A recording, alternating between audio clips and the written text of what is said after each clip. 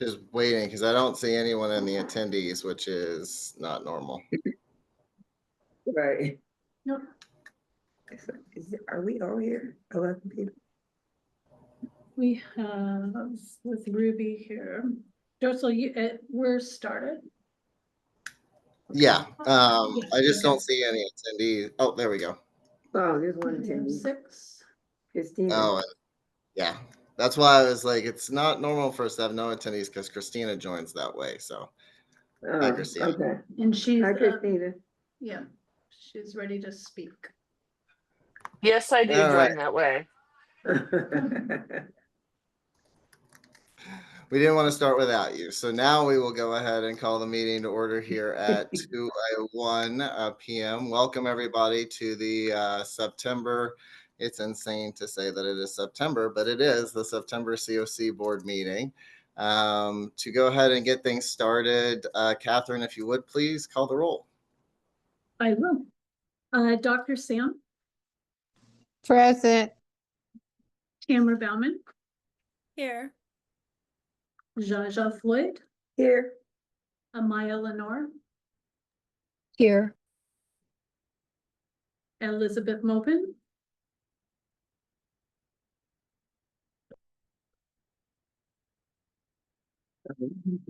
She was here. Working on that. Yeah. She's speaking. She's just on mute. Ah, Okay. Thank you, Amy. Dorsal plants. Here. Ruby Tuesday Romero. Here. Martha Sasarosi. Here.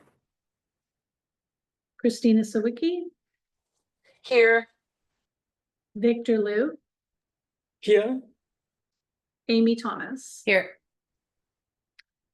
You have met quorum with a full board present. Awesome. Well, thank you all for being here, and thank you for the members of the public who have been here. Before I go too far and forget, like I tend to do, now would be a good time, if someone is willing, it would be in order to do a motion to adopt the August minutes. this is Zsa Zsa. I'd like to make a motion to adopt the August minutes. This is Kristina. I second. We have a motion by Zsa Zsa and a second by Kristina. If we are okay with it, we will try our fun voice vote, and we'll just keep the silliness going with this meeting. If you are voting yes for the motion to adopt the minutes, if you could come off of mute and say yes, yes. Yes, Yes. Kristina. Yes, Yes. yes, yes. It was very, very strong yes, but just in case, if you would like to vote no against adopting the minutes, if you could come off mute and say no, please.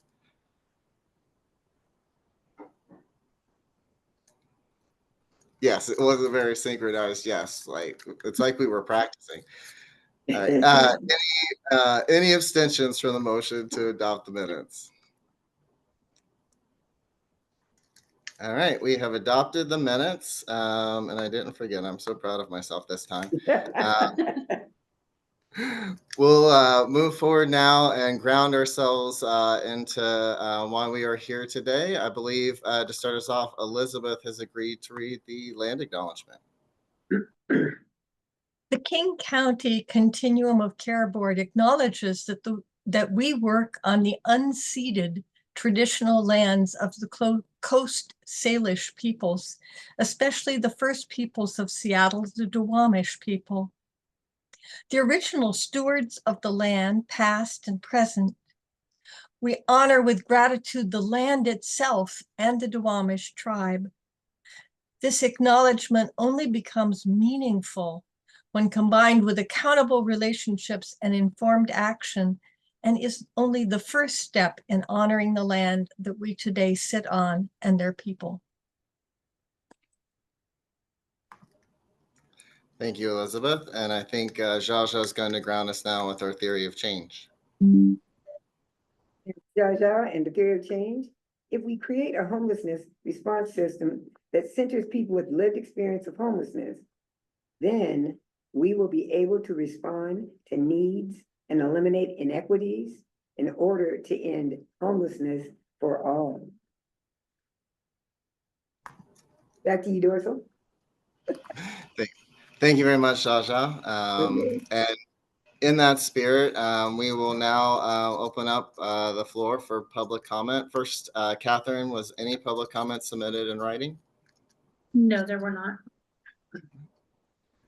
If you are attending either in person or online, if you could raise your hand if you would like to speak. In person, if you could just let Catherine or someone there know that you would like to speak.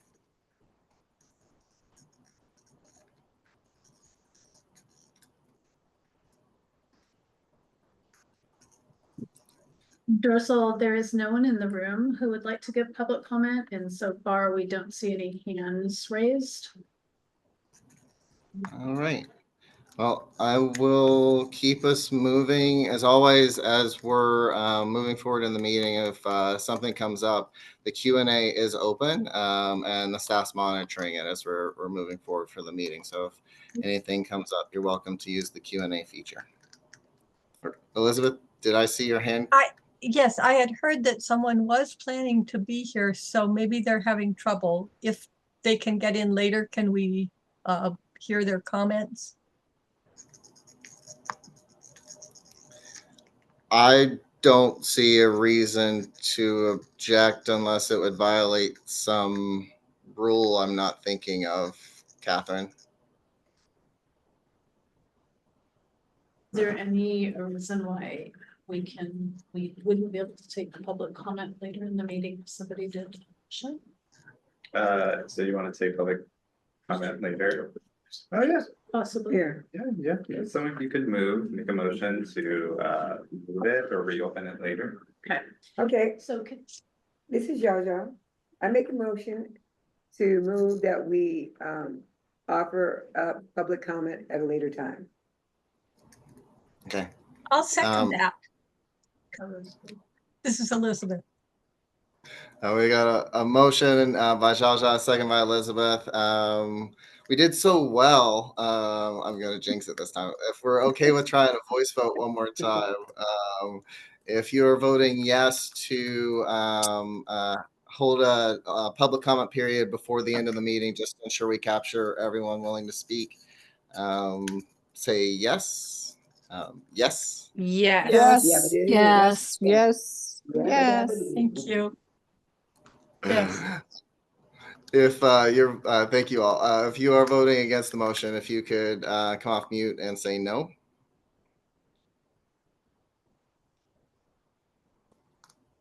All right. Any abstentions? Ruby, basically everyone here, if you can just help remind me before we leave, we should do one more call for public comment. It's turning over to you, Ruby. Great. Thank you, Dorsal. Good job on the minutes. We got that covered this time. So this next section on the agenda has to do with the current charter under the section governance and responsibilities.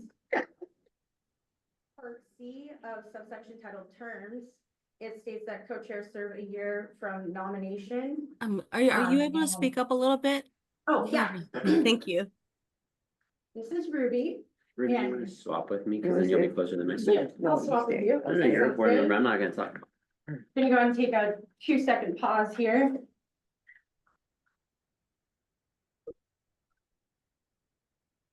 Playing musical chairs. Can you hear me now? Can you hear me now? Okay, cool. Thank you.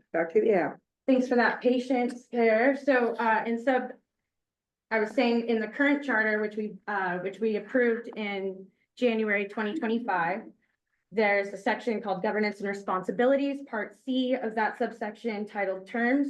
It states that co-chairs serve a year from, co-chairs will serve a year from nomination, and then there is the possibility to extend by a year. So if someone was willing to make that motion to extend the co-chairship, this would be the chance to do it. I'm not understanding you. This is Kristina. I would like to move to extend the thing for a year. Yeah, And I second that, Kristina. Oh, Zsa Zsa. Okay, and then is there any discussion? So Yeah, this Just is making sure. Tamara. I just want to, this is not any kind of thing. I just am saying that I'm likely to abstain just because of the process I have a personal conflict with. So it's nothing against either one, but I am going to abstain. This is Zsa Zsa. Can I get clarification, or I need more clarity? What all this is saying that, so the charter is saying that if you are in the co-chair position, Mhm, you have an option mhm, to extend it for another year. mhm. That's all, but Yeah. there's still a vote, but I mean, Yeah, right, that's all it's saying. yeah, just like. So we're just, that's all we're voting on? Yeah. My goodness, yes. Okay. No, that was, yeah, so just to be clear, that, I was just probably being too technical, but I wanted to make sure that I covered the part of the Okay. governance charter. Okay, So, basically, yeah, that's what's voting, like when, our previous co-chairs, they had an extension of a year as well, and we voted on it at that time as well. oh, gotcha. Yeah. Okay. Cool, so, the motion is to extend the co-chairship by a year. Sorry, this is Um, just one, one more, Yeah. one more comment. Sorry, I didn't Because see of the one. process, I just want to make clear that I think we should outline what the process is before we just jump into one measure, like to continue or not to continue. I think the people need to know that there should be a process, or there is a process for anybody else who wants to run. That process, it shouldn't just be an automatic, let's continue the co-chair membership. It should be like also reminding folks that it triggers an opportunity for an election, for anybody who wants to participate or do that. I just want to make sure that just out of personal values, that power is distributed equitably, and anybody who wants to like elevate themselves should be allowed to. And folks who don't want to, but want to remain in the background, like totally support that too. I just want everybody to have an equitable opportunity. And that's it. That's it. Sorry. Thanks for that. Dorsal, I see your hand. If I can take a crack at kind of the parliamentary process here. So basically, the way the charter is written, you elect two chairs. Just randomly picking names, we'll say Dorsal and Ruby. They don't know where I got them. They served for 1 year in the co-chair role. Now, the charter enables or empowers the board to make a motion to extend the co-chairship for 1 more year. Now, that motion has been made and has been in order, but to kind of explain, like to kind of outline to the best of my ability to keep this as inclusive as possible, because I agree where Tamara is coming from. If you vote yes on this motion, it extends Ruby and Mai's co-chairship for 1 more year. If you vote no on this motion, it would trigger a election for the co-chairship, which Ruby and I could run as candidates or be nominated for candidates for. It's just you have the ability, if you're comfortable and confident with where things are, to extend things, or if you vote no, it triggers an election, which would then enable other people to potentially be nominated for co-chair. Oh, okay, there's And a this clarification. brief was sent out. And we have a brief that was sent out, like how the process is gonna go, but maybe we should pull that up on the screen, just if we have it available, readily available to do that, just in case. If not, it's okay. We do have that in our board packet. Amy, I Yeah, see it's your, in the board packet. Amy, I see your hand.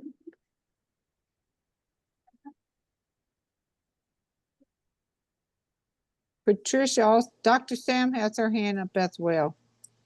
Oh, okay, sorry, Amy, was that Amy? an accident? No, it wasn't. Okay. Lowered my hand before I took myself off of mute, thinking I did both. So again, I always feel green when I talk. I guess that it's like, I feel like we spend a lot of time doing like busy work. And so it's kind of like, okay, now we got to stop and we got to do another vote. Like, I know that I chose to at least do this for 2 years before there was another vote. So I guess I'm confused why. And I know it's in the charter. I'm not trying to be a jerk or necessarily reinvent things, but I'm like, why are we changing co-chairs in the middle of we're just getting our feet underneath us? I'm starting to really understand what's going on, and then all of a sudden we're gonna switch it up again and shake things because of fairness. And I'm like, how old are we, first of all? And second of all, like, I get it, but I feel like if it's not broke, we need to continue to progress. So I guess my vote would be, if we have co-chairs, they stay for the length that we're voting, and we do voting when voting happens. I don't understand. This just seems a little silly to me. Anyway, I had to say that out loud. Thanks for giving me the time. Thanks for that feedback. Patricia, and then Zsa Zsa, and then Tamara quickly. Okay, this is Dr. Sam, and I agree. Thanks for allowing to have some dialogue around this. I know we already did a motion. I would have thought that I was reading through the informational brief, but putting context before we make a motion would have been good to do, to explain this, because I feel I'm kind of like just now understanding this. Is the term up? It says right here that the current chair, so who are the current chair? Are we talking about the CoC board co-chairs were elected last year, and that their term is up, and that it's going to, so that's kind of like a little gray, or I don't want to say confusing, but need to be clarified, because, and then I hear someone say, well, you have 2 years. So it needs to be kind of tweaked out a little bit before we actually just make a vote, so everybody's clear and on the same page and understand what we're saying yes to, nay to, abstaining from. That's kind of what I'm suggesting. Sure, I hear you, and yeah, thanks, Patricia, for that. Really quick, before we go back to Tamara, I'm just going to clarify that this is the exact process that we had done prior with previous co-chairs. Also, I wanted to just read it directly from the charter. It says that a term, I'm just going to read the whole section. A term begins at the first regular CoC board meeting after being confirmed by the membership. This is for the whole board. Term commitment is a minimum of 1 year and a maximum of 3 years. A 1 year extension may be allowed in order to ensure membership terms are staggered. And again, this is the charter that we are currently revising. Yes, it is a little confusing. Then the next section of that terms says CoC board membership terms shall be staggered. Then it says C, terms for co-chair shall be for 1 year from the date of nomination, which was September of last year, with the option of serving 1 additional year. So I think that the interpretation could be 2 years to some people. And in reality, we are just confirming that we are still interested in being co-chairs, as well as performing well for the board, or performing to to their what's the word, expectations. I was gonna say expertise, but that's not the right expert word. So anyway, long story short, this is me probably just sounding too technical at the beginning. Yeah. I apologize. Thank you. I try to be technical. I think it sounds cool. I'm a nerd. I'm a nerd. Thank We you, love it. Zsa Zsa. Proud. Long story short, Patricia, I hope that makes a little bit more sense. We're not trying to circumvent a vote or anything. And yes, if we did vote no on the extension, then that would trigger trigger an actual election. I would just say, I hope that the work that we're working on is seen by the board as important. And I would love to continue to do the work with you guys in partnership. Hopefully that clears it up, Patricia. If there's any other further questions, I can help answer that. I just want to add, not just Patricia, but for the whole, everyone yes. that's listening, not just for me. There was Not other. just for you, not yeah. just for you, but Thank you're you. right. You were the Just one that asked the calling me question. out. Nope, I'm sorry. You were the one that asked the question. I apologize. You in. I was calling you in. Yes, thank you, Zsa Zsa. Good save. I like that. So, Tamara, did you, have other? did you have- Yeah, actually, Amy, are you part of any of the committees? Or which committees are you on? I'm on the co-chair committee. I haven't been awesome at my job has kept me from doing too many committees and showing up in Seattle. I worked in Olympia up until July. So the only other committee that I'm on is a co-chair committee. And so not any other ones than that. And again, this is not to negate feelings, Tamara. I'm not trying to hurt anyone's feelings. I don't think that we should be unjust, especially if people want to be in a co-chair role. I just feel like we've spent a lot of time talking about things instead of moving forward in a process. And I feel like we just are getting our legs under us. And now we're starting to talk about co-chair again.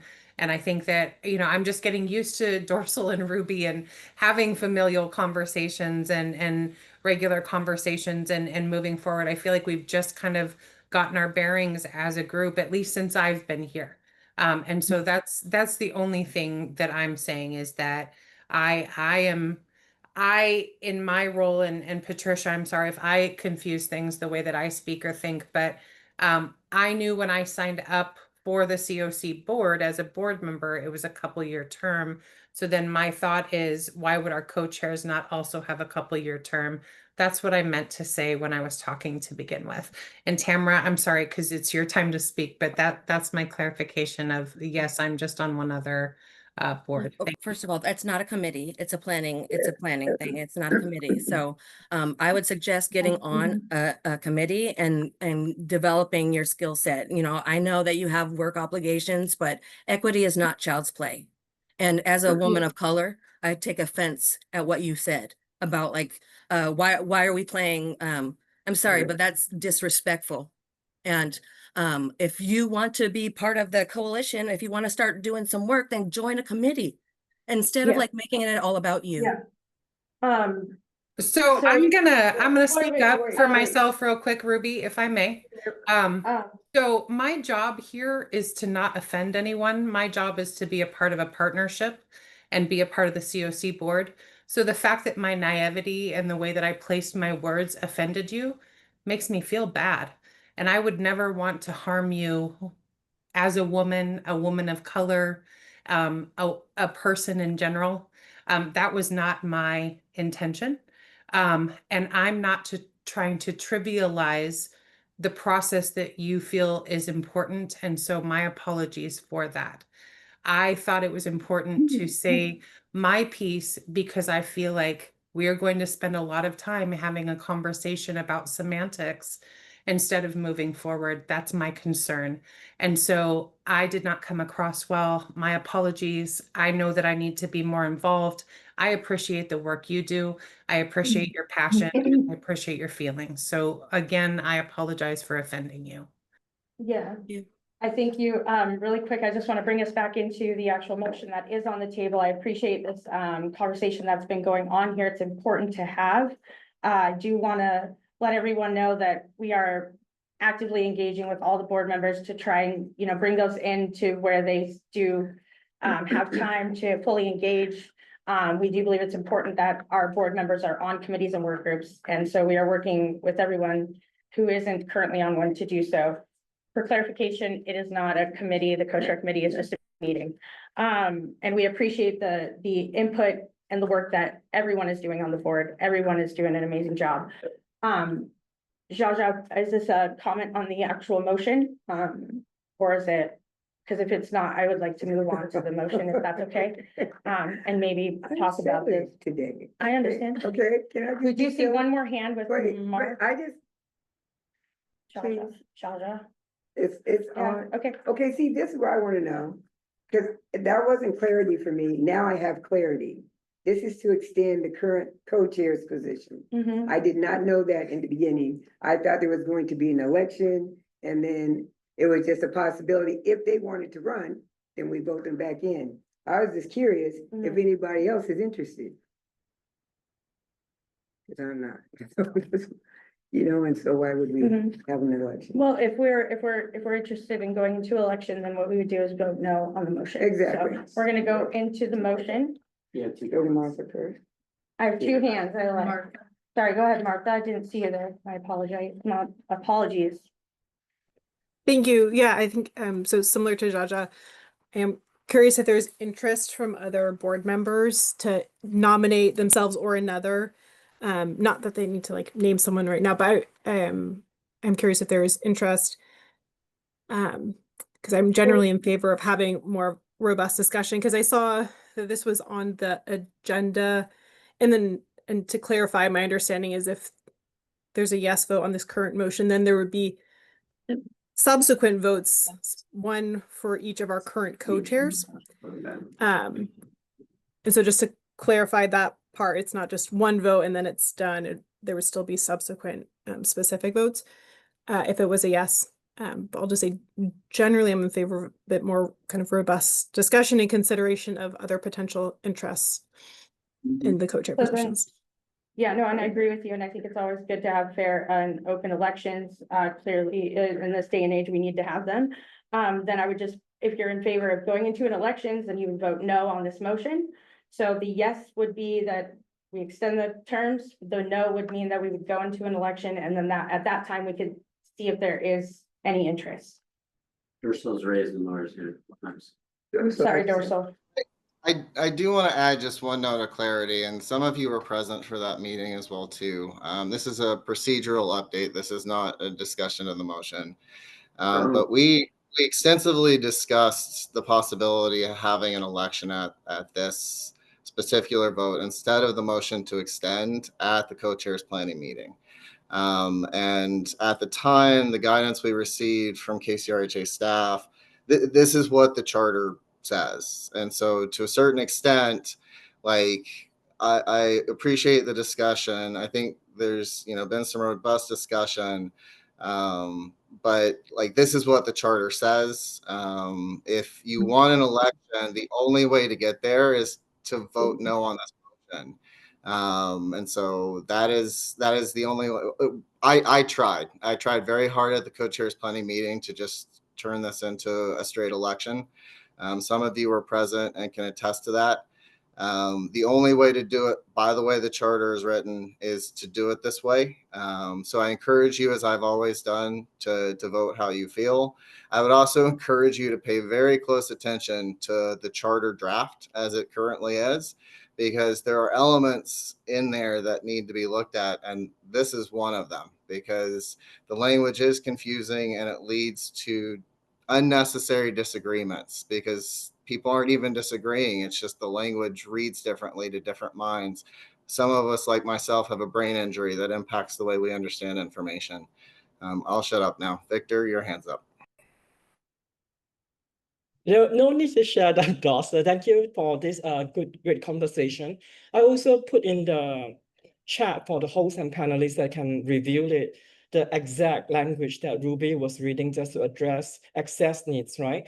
But one thing that, since I served as the liaison for the charter revision work group, I just feel that I need to reiterate that charter that we are looking at right now, that is cut and paste into the chat or on the website, is what the membership had voted on. And if you look at part C, it specifically already said terms for co-chair shall be 1 year from the date of nomination with the option of serving 1 additional year.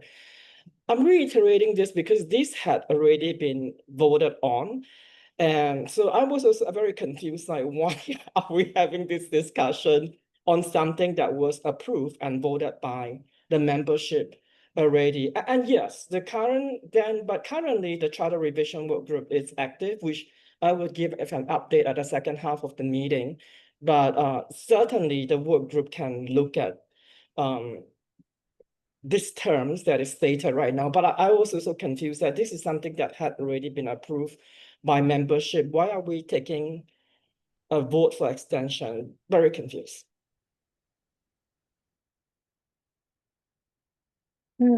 So I think we should open public comment. And there was a motion earlier made to, if there was a hand raised by the public during the meeting, to take public comment. Sorry, respectfully, there's a motion on the floor. Either we have to Okay. take the motion or we have to vote on the motion. Edmund, correct me if I'm wrong. Okay, I did not see any correction there, so that would be right. Our parliamentarian is correct. Just kidding. So the member of the public, we will be with you in just a second. We're gonna handle this motion on the floor, which again is to extend the co-chair term for another year.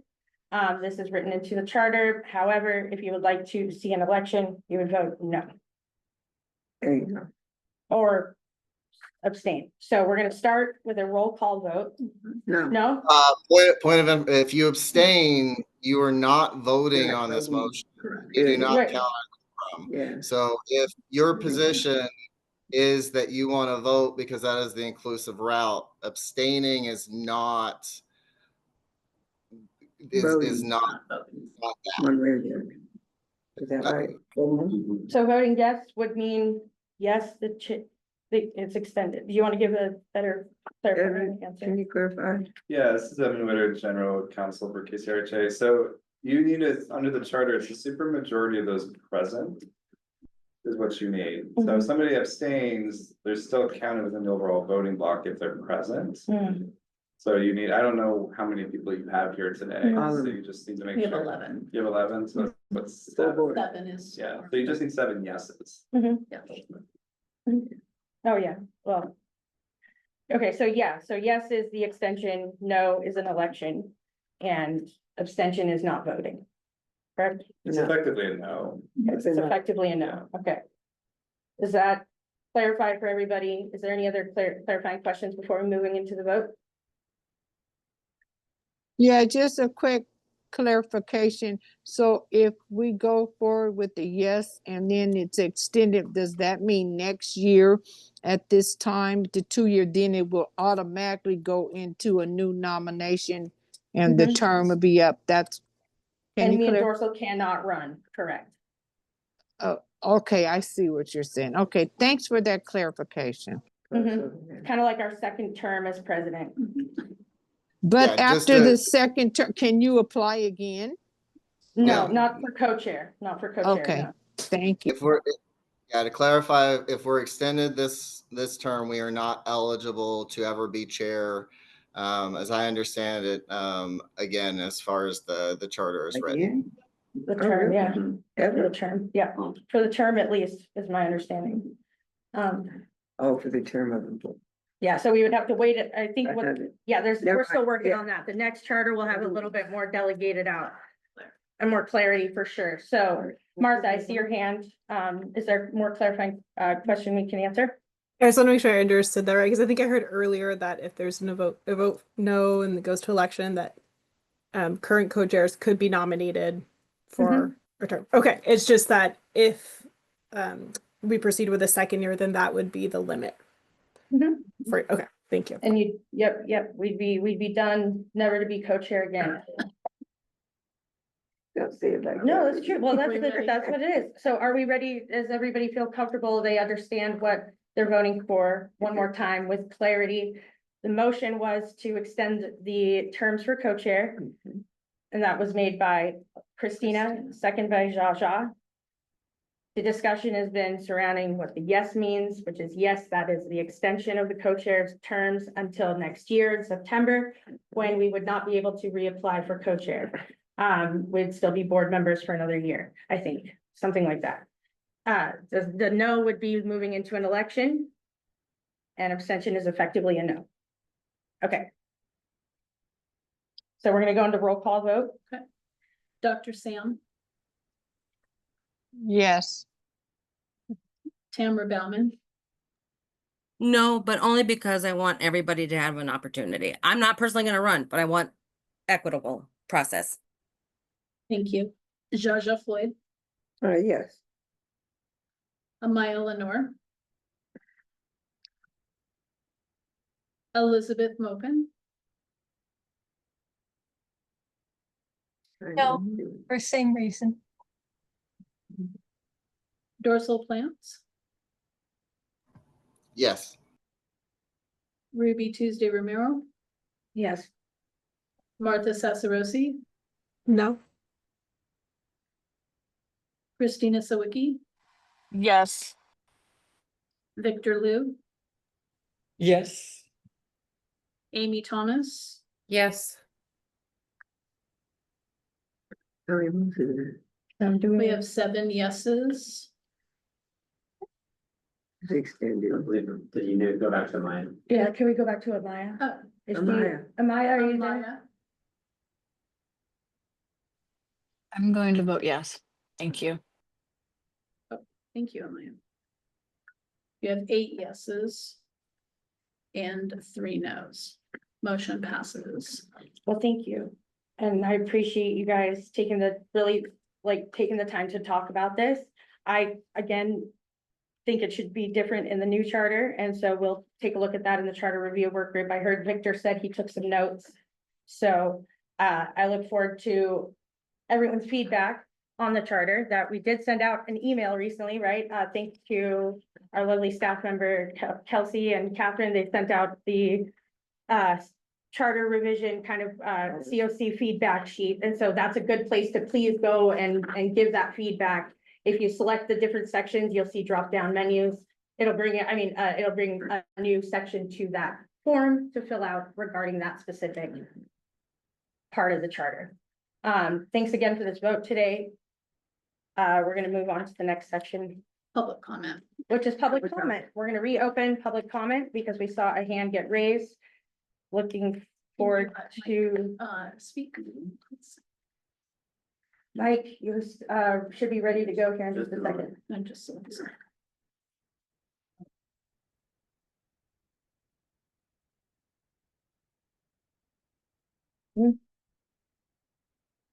They're giving me an option to report, which I'm not trying to do, obviously.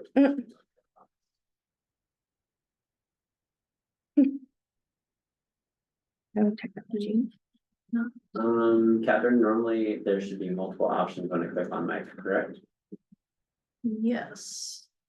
And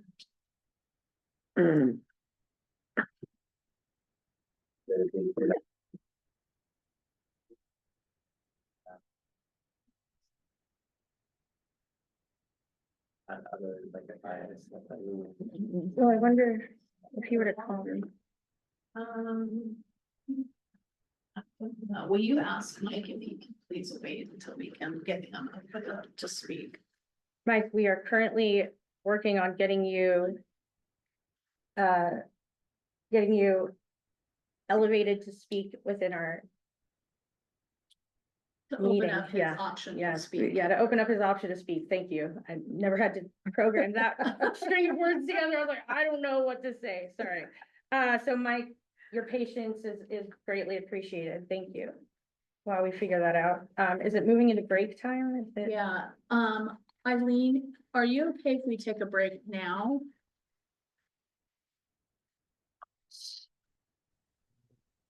I'm okay whenever you want to take a break. Doesn't matter to me. Okay. Well, I think what we should do, Mike, while we get that figured out, technological situation there, we're gonna just take our break now and come back in 5 minutes where we're gonna see you guys at exactly 2:44. That's a good number. Because 2:44 is better. In 5 minutes, right? 2s and 4s are my lucky number. Okay.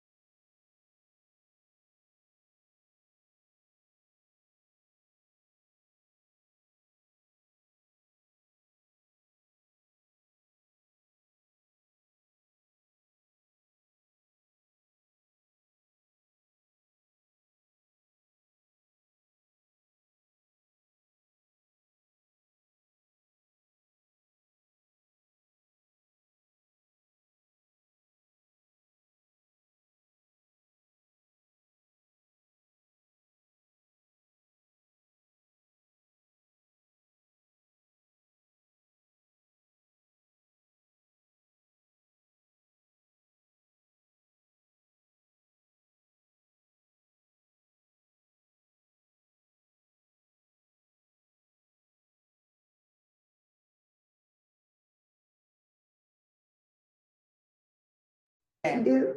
Ready? That's your job. Got you. So, no. Oh, no. So, thank you for being patient with us. It is now 2:44. The meeting has come back into order. We're gonna go back into public comment. We are able to let Mike talk. So thank you. If there's anybody else that's gonna be here for public comment, we'll go to you next. Mike, go ahead. Everybody's back. Oh, wait, is everybody back? Can you please come on camera to prove that you are here? Thank you so much. Not prove, I'm sorry, that was the wrong word. Demonstrate is the synonym that I was looking for. Thank you. All right, I see faces, I see people here. Hi, Maya. Thank you. So we're gonna. Thanks, Mike, for being patient. Go ahead. Okay, Mike, you should be able to speak. You did quick. I did, and then he Then he went disappeared. away. Heyo. Oh, there he is. There he is. All right, right. thanks, guys. Hey, thanks for letting me speak. Thanks for taking the reserving the time. I was a little late, and I appreciate you making the time. Yeah, I just want to raise a couple of serious concerns that I have about the proposed charter changes and what they mean for the balance of power between the CoC and the KCRHA. Right now, the CoC board, with the broader membership and the Participant Advisory Council and the Youth Action Board, we all play a meaningful role in holding the system accountable. The KCRHA carries out many of the HUD mandated functions that you delegate to them, but the CoC structure ensures that lived experience and community voice are not sidelined. And the draft charter shifts that. It locks the KCRHA into a 5-year designation as the collaborative applicant, the coordinated entry lead, and the HMIS lead. And it delegates nearly all of the operational responsibilities to the KCRHA while narrowing the board's role to approval and oversight. At the same time, I feel like it weakens the effective veto power of lived experience boards like the Youth Action Board and the Participant Advisory Council. And there are decisions to move forward even when consensus with these bodies is not reached at this point in the draft. And that has the effect of consolidating power within the KCRHA and reducing the CoC's ability to function as a true counterweight and community accountability structure. The CoC board risks being reduced to a compliance sign-off body rather than a representative body that channels the voices of people with lived experience providers, and the community partners that we all have come to know in this work. I also want to note that the KCRHA's record to date raises real concerns about its qualifications to serve as your collaborative applicant in the first place. By HUD's own standards, this designation requires proven capacity for compliance, transparency, system performance. The KCRHA's current track record, including struggles with oversight, data quality, system outcomes, it calls that capacity into question. And entrenching yourself with the KCRHA in this role for 5 years without a more rigorous review process may not align with HUD's intent for a collaborative applicant. So I just ask the board to really consider whether this proposed structure preserves the spirit of HUD's continuum of care model, which, as a reminder, was designed to be community-led. Regional coordination is super important, and I understand that, but it should not come at the cost of accountability, nor should it assume that the regional authority is automatically the right entity to serve as your collaborative applicant. That's all I have to say. Thanks, Mike, for that public comment. Is there any other public comment that would like to speak today? Now would be your time to raise your hand. Going twice. I see a hand. And we're gonna get you set up here in just a second. I'm gonna close the chat. It's JJ. Yeah. JJ, you should be able to speak now. Hear me. Hello. We can hear you, JJ. I concur to Matt's comment. I simply succinctly state the same comment that Matt just mentioned is exactly what I have encountered and experienced in the last 6 months being a volunteer at the charter review committee. And for the 6 months, I have been having the same questions all along from the beginning to this point and forward. From the first meeting, I almost resigned from being a member of that charter review because of these issues that are presented at the very beginning when I first come on board. So I would like to plead with this board that you seriously look into the presented issue that Mr. Mathewson has just presented, and let us go forward with more diligence and as well as looking more deeply as to what exactly what we are doing and saying is completely or at least as close to our mission statement as we possibly can. Thank you very much for allowing me to speak. Thanks, JJ. Before we move to, I see a couple board members' hands are up. We're still in public comment portion right now. And was just gonna say again that there has been a survey sent out for feedback on the charter. It's really important. It has all the documents there, both the current charter, the proposed charter, as well as some HUD guidance and the program rule. It's really been helpful to look at all those different documents. So if we are not seeing any other public members attending, looking to make a comment, I don't see any in the room still. Then I think we could close public comment. So I'll say going twice, going a third time, no more public comments, closed. Okay, so quickly before moving on to the next item, Amy, I saw your hand pop up. I just didn't know if I could ask Mike a question in public comment. I'm just curious if there's any solutions, if there's any offer to solutions. I'd be interested in hearing more. And then I just want to acknowledge both folks that talked.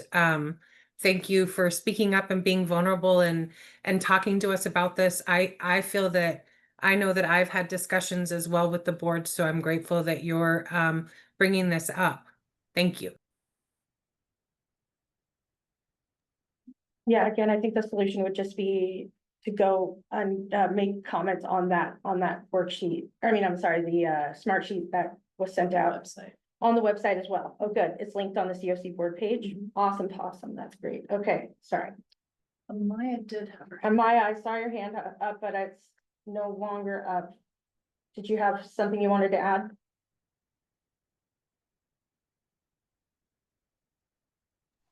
I'm still kind of thinking, I also kind of wanted to ask some clarifying questions on that public comment. So it's just like, it's seeming that there are multiple work groups that are kind of having issues with the collaborative applicant right now, because the YAB is also struggling from some stuff. And they have decided to basically fire us and give us a lot less hours because their staff member was inappropriate with me. And we are suffering with the issues from that. So I hope you know that what they're doing is shady and you guys should be looking into them.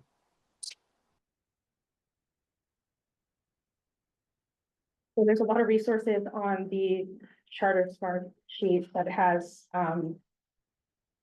a good amount of information there that's still available on the HUD website for governance and decision making and all that.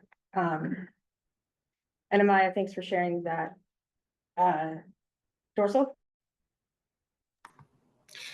Two things. One, I just want to share with the board that Mike is sharing his contact information in the Q&A for those who may be interested in connecting with him. You should have access to the Q&A down at the bottom of your screen. I'm curious, and I understand that the answer might not be available currently, but since we have mentioned the survey a couple of times in response to public comment, I'd like to know like the plan report out for that survey. If and I understand if it's just a report out to the work group, but kind of given some of the statements that were made, I agree that survey is a great tool to provide information, but in hearing some of the things that are said today, as a board member, I'd be curious to see the results, the full results of that survey. Yeah, I think that would be a Kelsey question, but I don't believe she's here today. She's on vacation. She's on vacation for a couple of days, so. For a few weeks. I know, Right. but I was minimizing the amount of time because I did not freak out when I saw that. Victor, if you didn't, if you wouldn't mind maybe giving us what the plan is with that, because I would also like to know, I'd like to see the feedback and also curious if there's the convening that was gonna get uploaded. We're gonna have the video from the convening at all, or Yes. doesn't matter. That's Yeah. another day question, sorry. The Victor, doctor thanks. is definitely a mind reader, but can I hold off doing that until I'm on the agenda? Because I will actually cover everything that was being discussed. Yeah. Yeah, he's gonna be, that's kind of what I thought was gonna be the plan. So awesome. So the next section on the agenda would actually be The update. the rapid rehousing standards. So we're gonna take a pause on this discussion. I promise that we're coming back to the charter revision discussion. I'm gonna hand it over to Jeff Sims, who's gonna give us the update on the rapid rehousing standards. Thank you for being patient with us today and getting through that housekeeping stuff first.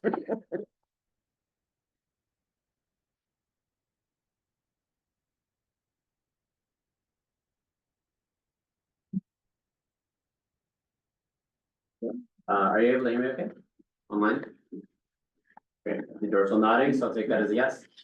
Thank you all for letting me join. I'll be brief, actually. This is mostly an update because we did a more thorough explanation last time when we came to you. As you know, we are updating our rapid rehousing standards, which is a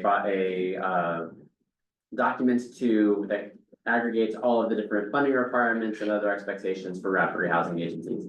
I have online right now, or on screen right now, the timeline that's been, that's led up to where we are today. You can see a variety of steps that have taken place, numerous rounds of engagement, especially with providers and with our various stakeholder groups, and including ones that have happened over the last couple of months, and this group as well.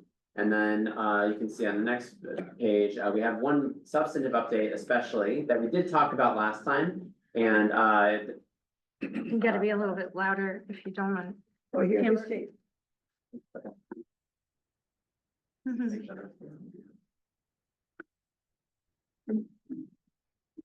More musical chairs. Thank you for your patience. Is that volume better?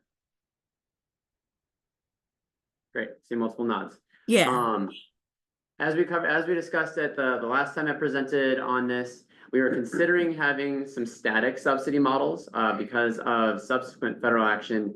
We don't think that the benefit of those would merit, proceeding with something that is a static subsidy model, like you pick as a program pick, we will serve people for 12 months, regardless of your income. You'll get this much subsidy as a proportion of your rent over however many months. Rather, we were going to revert back to using what has been a more common practice, where you are basing your subsidy amounts off of income. That's kind of described here. I also talked about it last time. But generally speaking, you would look at the household's income. There's numerous pieces that go into that, what is counted as income, but also allowances for various characteristics of your household, your costs, things like that. Then that would included in that would be determining that a household would not pay more than 30% of its income toward housing. You could extend support for a maximum of 24 months in line with being a rapid rehousing agency. There's ways that hardship requests or exceptions that could allow a variance from where you are at currently. There's also ways that the agency could proceed if they could exit you for because you've reached income ineligibility or things like that. We talked about some of those steps last time. I can give you a visual of this. Which this is also from our last presentation, where you have a household, the green bars, the turquoise bars, I guess, are how much income the household had, is how much the rent subsidy is. The dark blue is how much income the household has. So this would be a household that comes in with no income, their rent is $1,600 per month. They're receiving a full subsidy for that period of time. Then their income goes up a little bit in the next determination period for 4, 5, and 6 months. So their subsidy goes down, they're contributing towards their rent. I can just send this to you, Zsa Zsa. You don't have to take a photo. I know, I'm taking a photo, I'm trying to see because my. And then that continues to be the case as you look at months 7 and 8 and 9. Then they have completed, this is, an example household, let's say. They've completed the process that was their new employment, for example, so their income dramatically rises during that period in time. They have not yet exceeded 80% area median income, but they are able to afford their rent at that point. So you see the subsidy amount drops to 0. Month 12, though, even part of our standards is that we could continue providing case management services for up to 6 months afterwards. You can see that is going on. They're not exited from the program yet. In month 12, something happens, let's say it was a medical emergency, they don't have income during that period of time. We surge in with a one-time hardship there. They go back to working again and can continue through the follow-up case management period until we reach the point that it's been 6 months after they've received financial assistance, so they're exited from the program. So that's kind of the model of how all of these many pieces can work together as an example of how a house will be served. That's not something, actually, we talked about this last time too, as likely the direction we would be going. We just have reached more certainty of that and have addressed the standards and rewritten the sections that needed to be revised to reflect that. There's a few areas, there we go. There's a few areas that we're going to obtain some additional feedback. Many of these are very, very technical in terms of how an agency operates in order to most expediently provide their assistance. Sometimes it's there are, well, you can see the 3 things here. One of them is, would we want to go to the most restrictive of a standard, which would allow our most flexibility for an agency? They wouldn't have to think, how is this case manager paid? Can I actually do this, or do I have to do it differently because the fund source requires X, Y, and Z? Those are the kinds of questions that we're going to be obtaining input on over the next couple weeks, really. We have a variety of meetings and engagements with various parties for that. And that's what my last slide talks about. So today we're just giving you the general, oh, go ahead, Judge, I'm sorry. Can you tell me what the acronyms are for the FMR? Fair market rent. Okay, and then how about CHG? That's a fund called the Consolidated Homelessness Grant. Thank you. Yes. For sure. Apologies for that. I should have written those out more. Essentially, that is saying that question would be the CHG does CHG, the Consolidated Homelessness Grant, does not allow us to exceed paying 150% of fair market rent, even if our calculations and the work you did determines that is a reasonable rent for where you're working at and the type of unit you're getting. We could, for example, apply that to every fund source. We would never pay more than 150% of the fair market rent, even if it was assessed as being reasonable. Or we could not impose that across every single fund source. So you might have a time that a unit is deemed rent reasonable. Maybe it's in a very costly area on Capitol Hill and a very nice unit, but it would be rather expensive, and we would then be above 150% FMR. So those are the kinds of questions that we want to get input and feedback on. You can see the main 3 areas for that. I see another hand online, Dorsal. Yeah, thanks, Jeff. Who sets the FMR? Is it like region based, or does HUD have it? Like who controls like what FMR is? Thanks for that question. HUD does establish fair market rents for I don't know the statistical area that they use thoroughly. In this case, it's the Seattle, Bellevue, Tacoma area. Or sorry, no, it's Everett and Seattle. I apologize. It's not the Seattle, Bellevue, Tacoma. It varies based off of metropolitan statistical area. Ben, do you know this answer better than me?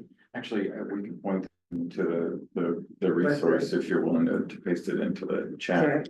Sure. But it's HUD's publication. Okay, but it is established by HUD as essentially the metropolitan area for Seattle. So I'll keep going here on the engagement pieces that we're planning next. So this upcoming, not this coming week, but the one after that on September 15th is our recurrent meeting with rapid rehousing agencies, because a couple of these are very technical questions that relate to how they can provide, like how they functionally handle distributing financial assistance, tracking their caseloads, making sure they're compliant with the requirements. That's a good space to ask some of these questions. We also have the cross-cutting policy work group, which Member Romero here chairs, our co-chairs. That's the week afterwards. We also have a variety of agencies. There you go, thank you. We have a couple different agencies that are providing us some comment they're reading through to affirm, yes, this is the requirement. We didn't miss something that is a further detail or wrinkle or nuance in something that's been put together. So that's both with DCHS is the Department of Community and Human Services, it's the county. HSD is the Human Services Department at the City of Seattle. And then HUD, of course, is the Department of Housing and Urban Development. So that's our federal field office. They are all taking reviews and have indicated they'll provide us their comments by September 15th, which will be in advance then, well in advance, we can incorporate anything before we go to before the cross-cutting policy work group. And then let's assume that we don't have massive comments. If we don't, I think we'd be ready to proceed with a more formal adoption by the board as early as October, but we need to see what those comments are. We can't assume that there would be something substantive that we need to address. And then the last thing I just note is that we have gotten some feedback from agencies that the ability to rebalance or right-size their budgets and their performance expectations would be very helpful in the launch of these standards. So we intend to move forward with a re-procurement process as well for rapid rehousing agencies. That would not obviously come until after we have formally adopted the standards. So we don't have a set date for that yet. But that could be, I guess, in theory, as early as this fall. We need to see again what our comments are, things like that. I'm gonna stop sharing to check all of our comments online here. I don't see any hands up for you, Ruby, so I think there are. Is there oh, yes, Dorsal. Thanks, Jeff. One of the things I may, and my memory might be wrong, but I recall some discussion briefly about as far as income verification, allowing for self verification or creating some kind of pathway to respect the privacy of the household's status. Is that still something that's being worked on? Am I misremembering? Real quick, there are requirements to establish income eligibility that you can't just simply self-report. So that you might be conflating that with self-reporting of homeless status. Is that ringing a bell, or it was really income? I think he's referring to the changes that we made from, like how you had proposed a model and we're walking it back because of the changes to so we had talked about this at the last meeting. Okay. Yeah. Okay. So I think what it is there was that walk back from the federal government. Yeah. Right. Essentially. Yeah, you do have to have substantiate what your household income is. So Jeff, on 150%, right? Like hypothetically, The example I was looking at, capital, right? Is that saying like if someone wanted to move in there and that rent exceeded the 150%, that would not be rapid rehousing for? We could, so this is a good example of how, this should be a more fulsome discussion, which I don't think we have quite a lot of time here for it, but aren't you on the cross-cutting policy work group? No. Okay, so let me answer your question now then. So let's say we could, as a continuum, say that for all of our rapid rehousing agencies, even if it's not required by your funding source, that you will do your calculation of what is a reasonable rent for the unit that the household wants to pursue. Okay. And as long as that is less than 150% of what HUD has said is fair market rent, then you're fine. But if it goes above that, doesn't matter how reasonable it is based on the quality and location of that unit, we're not going to pay that. Essentially, like, you can't go and rent the penthouse in the super nice neighborhood and say, well, this is reasonable, true, but it's also like, we need to be responsible stewards of our resources. That's really what the question. Well, plus I think that we would probably do that. allow them not to succeed because it's above their means. You know what I mean? I mean, potentially, I won't say that. They may be able to. You know what I'm saying, but that's how I'm looking at it. So you answered my question, thank you. Yeah. Just pulling it back, I think Dorsal had either a follow-up question or we didn't quite finish with that. Sorry about that, Dorsal. Go ahead. Sorry, Dorsal. Well, and in some ways it works because Elizabeth also kind of chimed in with kind of a similar question. Like, so kind of like, obviously, you know, we want to be good stewards of taxpayer dollars. So we want people to be able to verify their income, but that puts people at risk in a number of different ways, which makes them less likely to access services, which puts them at even greater risk. And as Elizabeth's identifying, there are some challenges with the amount of income verification that's sometimes required for agencies. And so I guess what wiggle room is there, or are you saying that flat out the federal government has denied any wiggle room when it comes to these elements? To some degree, I need to refamiliarize myself with what we've got in the standards there. I can't remember all of our different funding sources and the standards of this constitutes acceptable documentation for this funding type versus that one. I would say that actually in the spirit that you're referring to, both Elizabeth and Dorsal, one of the things that you noted, if you looked at, well, I don't have the slides up anymore.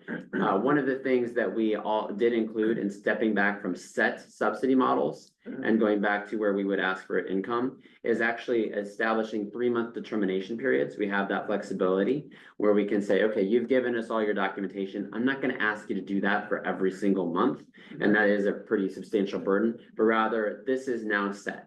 You are responsible for letting us know if there has been a change in your income that would make you ineligible for this program. Like you make $1 million a year now.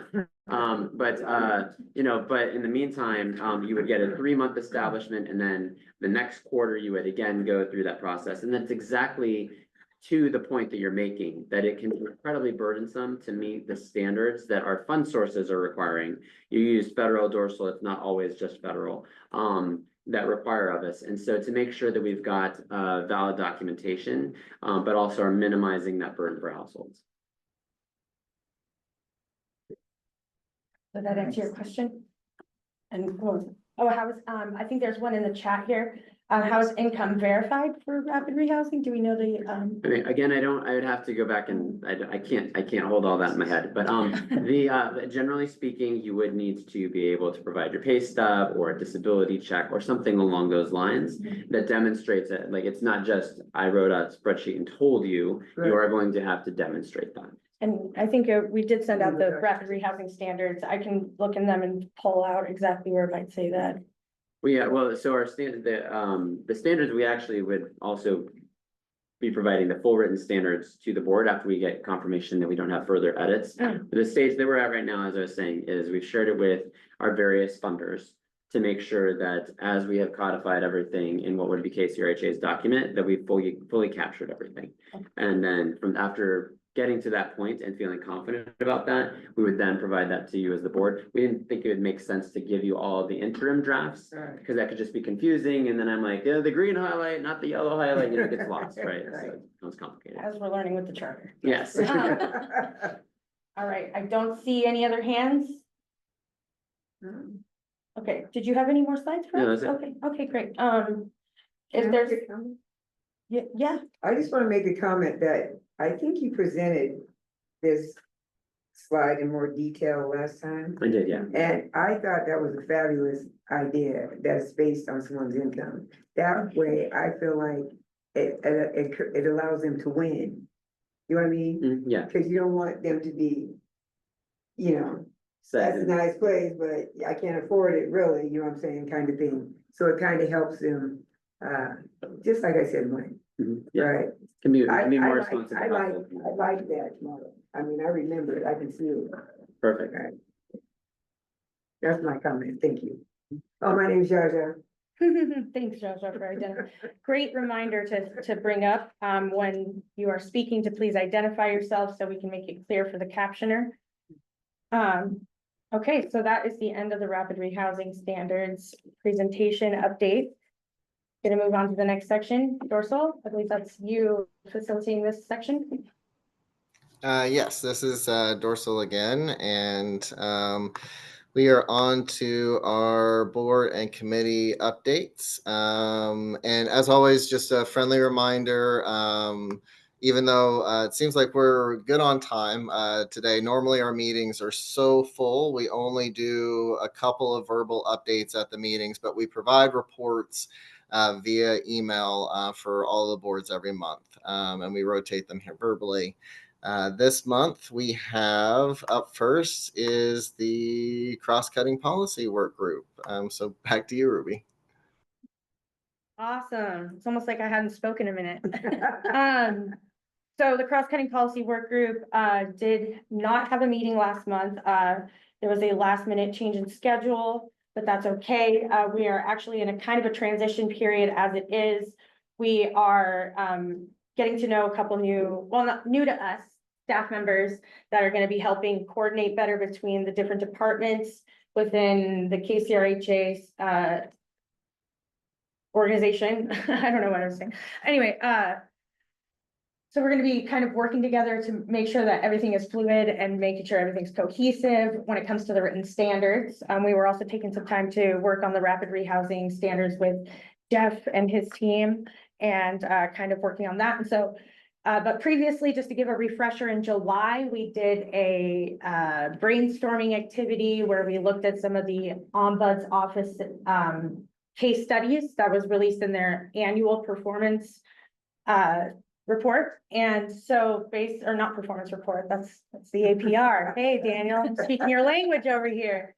But the annual report that the Ombuds Office put out, we saw some case studies in there or case examples that we could utilize and try to work and see where we can actually like eliminate some of those barriers that have been causing issues throughout our system. We have the ability to do that through the written standards if it's something that could be easily and legally done through policy. So, you know, we want to make sure we're doing everything by the book. So that is the next cross-cutting policy work group is going to have a planning meeting and on the 8th, and then I think we're going to have our next meeting on the 22nd, where we're going to probably look at the rapid rehousing standards as if everything goes as planned. So that is my update for the cross-cutting policy work group. Thank you. Thank you, Ruby. Unless there's any Elizabeth in the chat. It sounds like there's I'm wondering if that's Tony, but request to be connected. No? Yes? No, yes, it is, Tony. The eyes got big. Sorry.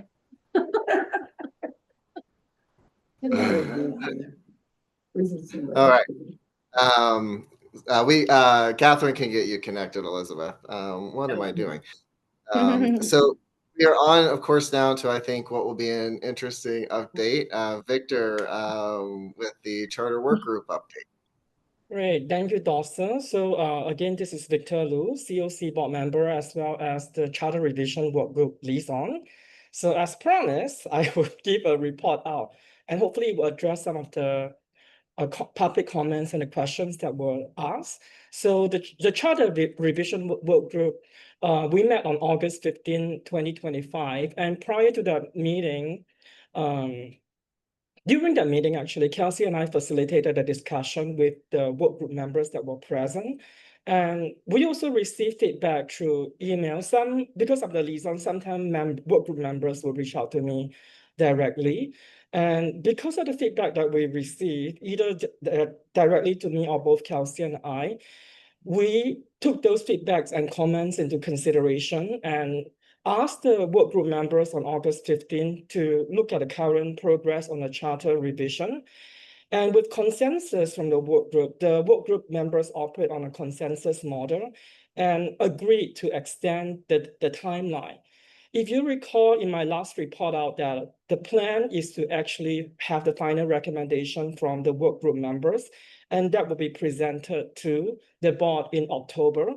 And then after the board to look at those finalized recommendation, we will have a presentation at a convening in November for the membership at large to look at those recommendations and take a vote. However, hearing the feedback and comments from the existing work group members, the work group members had agreed to extend the timeline. And so the plan is to conclude the work group recommendation no later than the first quarter of 2026. If the work group can complete the work earlier, then we may be done in January, February, or March. So stay tuned for that. And again, I talked about the survey several times. So Kelsey sent out a survey to the membership, and I also put the link in the chat, and happy to do it again to ensure that we can actually collect the larger comments and feedback from the membership, which is why we created this survey. The questions in the survey are actually guided by the work group members. Kelsey and I work on a draft, and then it was shared with the work group members first. And then we fine-tune it, including the work group members' feedback.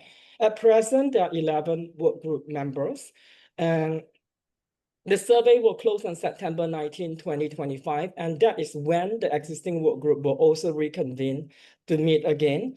So just to reiterate one more time, we will not be presenting this information on the November 2025 convening. Instead, once recommendations are finalized, we will call for a special meeting with the membership that will just focus on looking at the final recommendation from the work group members. That was a mouthful. Now say it was well done. Yeah, that was exactly as I remember it and recall it. And so thank you for that update. Any question? Oh, sorry, this is your job or something. Any questions?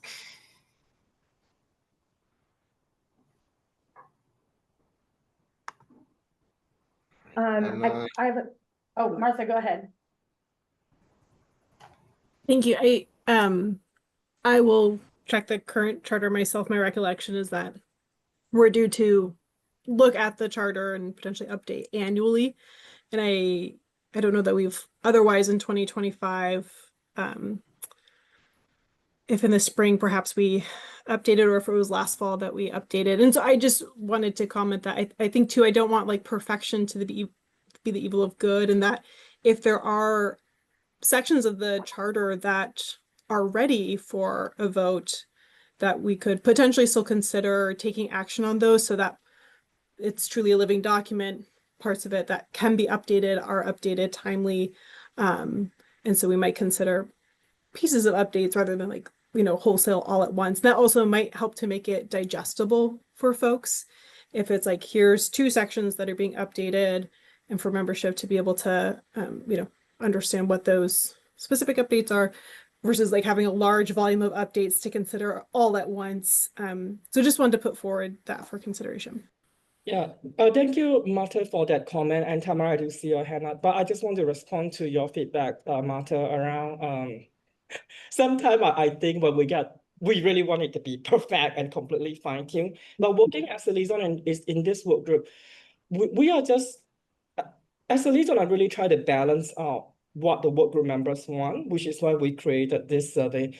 But I hear you, and I shared that the work group members function on a consensus model decision making. So it's not something that I can decide, oh yeah, we will toss it out. But thank you for sharing that. And on September 19, I hear this feedback. I will make sure that it's on the agenda, that we will ask the work group members, do you feel that you're ready to do an earlier presentation, recommendation on this specific section? Maybe we can still do it in the November convening, but as I mentioned, the work group has decided to have a special meeting, so it can be very focused. But stay tuned, but I hear your feedback. Thank you so much. Tamara, you are a work group member, so. Yes, I am, and I love it. I like the process of it, and I love getting the feedback from it. That's the learning. That's the where I learned the most. Is the critical feedback. It's not always pleasant, but I think that's a huge piece of the growth process. But what I wanted to say was in response to Martha, and I love that because my neurodivergent brain really responds to like digestible pieces. Even though I think in large abstract terms, I communicate and I learn and absorb information best through like smaller, clearly concise statements. And I really love that. And I think as a system, we should be doing more sensory conscious things and doing more training, capacity building around folks who think differently, who operate differently, which is awesome, not something to marginalize. So I'm hoping that is we're having some influence in terms of culture change, thinking about people who kind of diverge from the norm. So That's my piece. Thank you. No, thank you so much, Tamara. And then also always appreciate your compassion and passion for the work that we do together. And then really appreciate when you reach out to me as a liaison to share your comments and feedback. So for folks who are work group members, feel free to reach out to me anytime, because I want to make sure that I'm able to convey the information back to KCHA about this process so we can continue to improve it. Dawson? Thank you, Victor, and thank you for the comments everyone has said.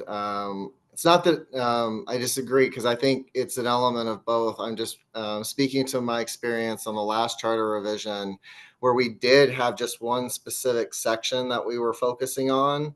And the challenge we had, because so many other sections talk to sections, and so I don't know if there's like a better way to even draft like the sections of the charter so that they like I don't know, like, forgive the expression, but it's modular so that you can more easily work on chapter or section 1 and 2 and reattach it, because you don't have to worry that section 12 actually references section 1 in a way that, like, because that's some of the things that I've experienced as a co-chair, and I don't know if like I don't have the skill to do that, but there's a room full of people here that I'm sure do. I just wanted to flag that piece that neurodivergent, I take smaller chunks too, but it was so frustrating last charter work group to like, and the statement was always, well, don't worry, the next one will do the whole charter. And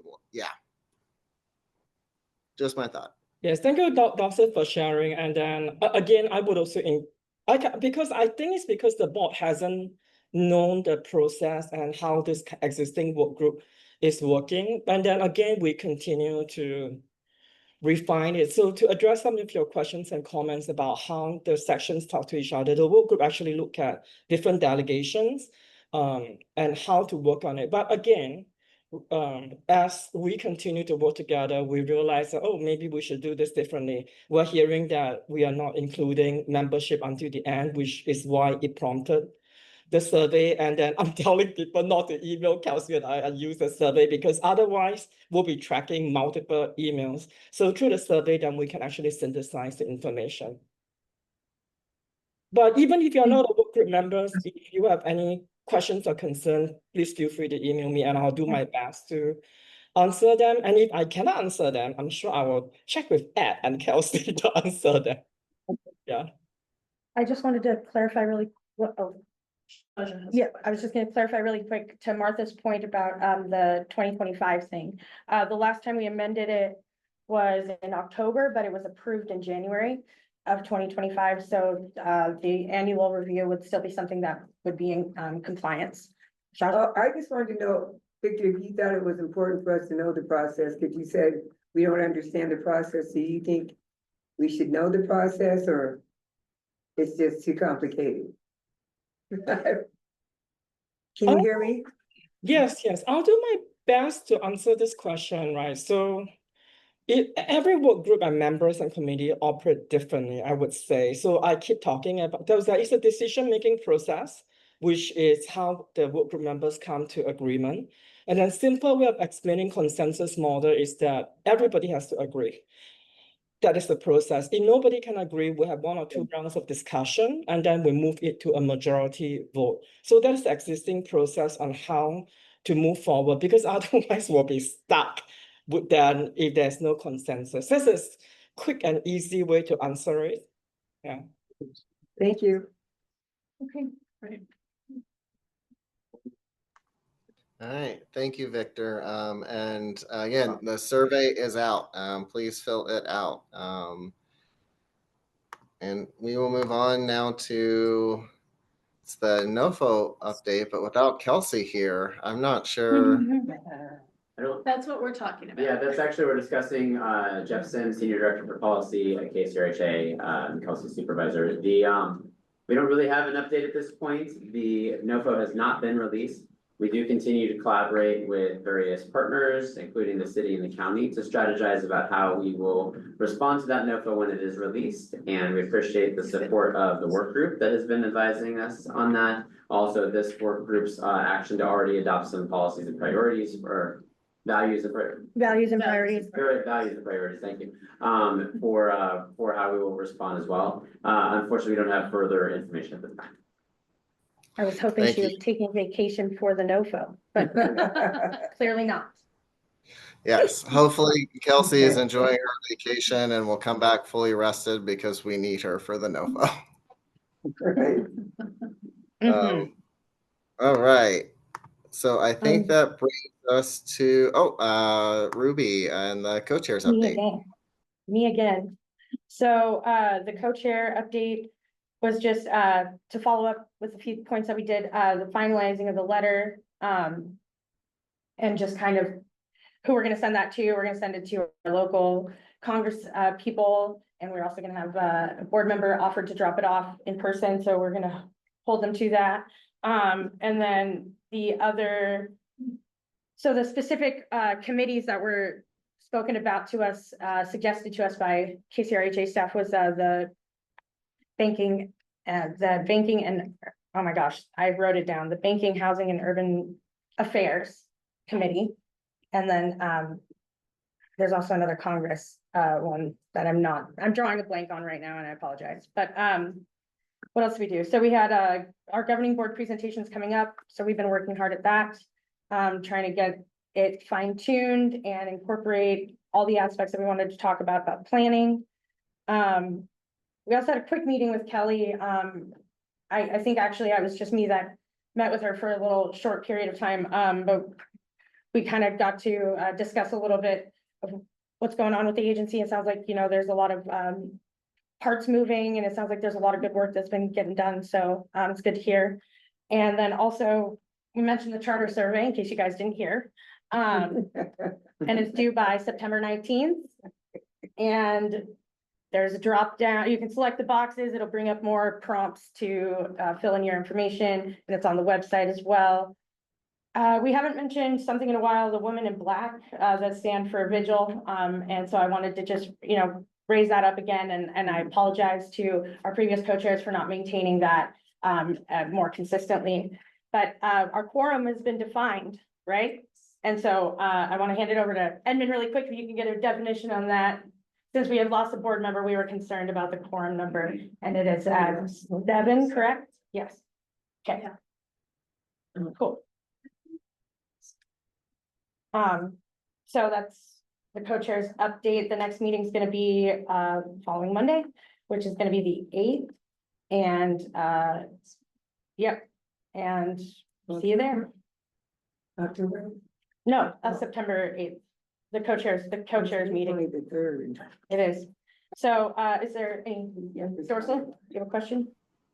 Not necessarily a question. I just wanted to just quickly, as a reminder, because of quorum rules, we can't have more than 7 board members at the Monday co-chairs meeting. And so if you join and you have something that you need to say to the meeting, don't feel like you need to be the one that immediately needs to leave. We're happy to take some time to coordinate that. But it can feel a little awkward if your first co-chair meeting you come to and the meeting's already full. So it's not personal. It is the law. And so we are saving you probably something like $500 by preventing that mistake. But just know that we do have to figure it out. And so we appreciate people who've been flexible, but just wanted to throw that out real quick. Yeah. And just to be clear, so our board sits at 11 right now. So divided by 2 is 5.5. Plus 1 is 6.5 rounded up, because when you have math, like you do it. Quorum is 7, right? Yes, quorum is So 7 you can't have 7 people. at the meeting. At the correct. meeting. Yes, okay. That's what I'm trying. Yep. Oh, I didn't hear him say you can't have. Yeah. I thought he said you could only have Nope. 7. I'm like, you can't have 7. Yep, so that's what I meant by the quorum has been figured out. We've got it figured out. And then I wanted to highlight that Victor, thank you so much for putting the other committee, I blanked on it, is gonna be the House Committee on Financial Services. So thank you so much. And it's Now- in the email that you sent. It is in the email I sent, but I just wanted to remember it off the top of my head like a good little kitty. Anyway, so go ahead. I think this next section, I think I'm done giving my update. I see Patricia. Patricia has a question. Yeah, just quick comment or question, clarification. This is Patricia on the CoC planning meeting. Do you, when we, is there, do you come, do we need to, if the quorum is 7, so not everybody, we used to could come in. Now, if it's 7, is there a procedure? Is there a procedure? Who goes, and then 2, should we have question to present our feedback information, and or how do we rotate that so that maybe the board members can come in, and those are my 3. Thank you. Yeah. No, that's a great point. That's actually a heavy discussion that we're having. I think, on Monday meetings, we're really trying to get that dialed in so everybody does feel represented. However, I think we've got to move into the next portion. So we haven't come to a decision yet, is what I meant to say. We're figuring out that in real time with you and with other board members. My But last comment. we got to move on to the next section because we're at time right now on this. They're not But if there's gonna- more clarifying questions, we can answer it on Monday, or you can send me an email. I just want to say about the. Okay, go ahead. I just want to say about the planning meeting, that if you have a question or you have something to input, send it to the co-chairs, and then that way they can figure out who may or may not need to be there. Yep. That's what I was saying. Yep, That's all I that's want to great. say. Thank you. I appreciate that. And we'll definitely get that resent out to the board, how to communicate that they would like to come to the meeting. Because I do believe we sent it out a long time ago. It's Right. been a while. So it's time for a refresher. And hopefully that will be better for all parties involved. Thanks for that question, Patricia. If there's no further questions, I think we need to move on to the next section, which is the system performance measures. Number 4, housing inventory count, right? Is that what it is? So this is like the presentation number 4, I think is what it is, right? Or all you guys, carry on, Ben. Thank you for being here. Thanks for being patient with us today. No worries. Thank you. I'm Ben. I'm a data management specialist. I work with Daniel here on our data management team at KCRHA. This won't be the 4th presentation. This is just about the system performance measure. It's kind of a continuation of the series that we've been doing to help people better understand what these are actually measuring and telling us about the health of the system.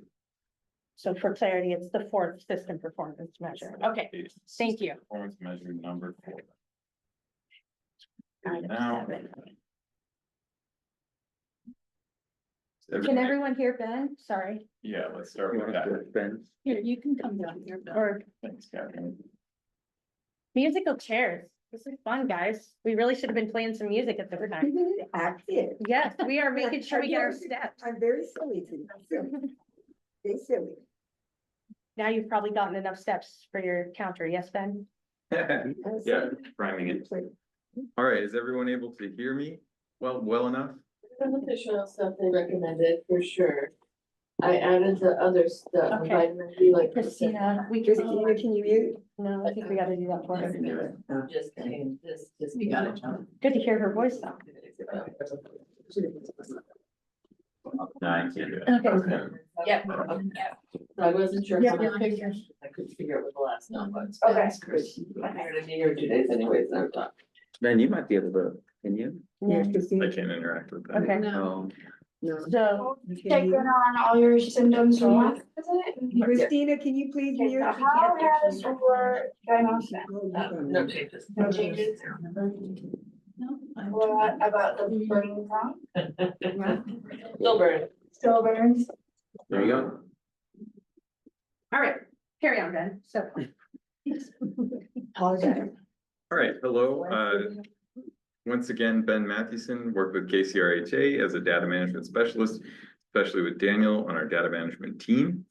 Today we'll just be taking a look, it's the continued series of taking a look at the system performance measures, which are essentially just a measure of the health of the system in terms of things that are measurable. The word measure comes up frequently.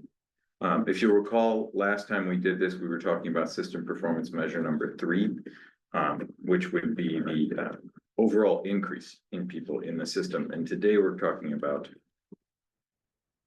system performance measure number 4, which is about employment and income growth while within the system. So I'll give you a chance just to review these goals. If anyone has any difficulty viewing them, please let us know. I think we'll probably just read them out. I can read them out loud if you want. I can read them out loud if that's helpful. First and foremost, we just want to enhance our shared understanding by providing you, the CoC board members, with clear overview of the system performance measures report, today focusing on measure 4.